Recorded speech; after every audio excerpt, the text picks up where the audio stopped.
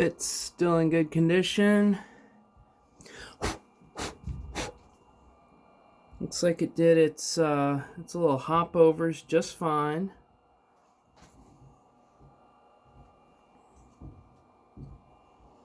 I'm gonna have to break those out, but there we go. First test cut, 100 by 100 millimeter. We're gonna measure it and check it in both directions and see how true it is.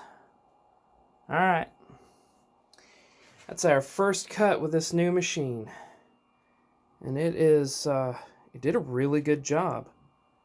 I was a little I'll be honest, I was a little skeptical about this brand new machine here, but that worked. It worked very well, and I know I put it in the middle. I wanted to get a good camera shot, so I put it in the middle of this board. I didn't want it off to the edge here, trying to get it underneath and all that. Still, worked really well.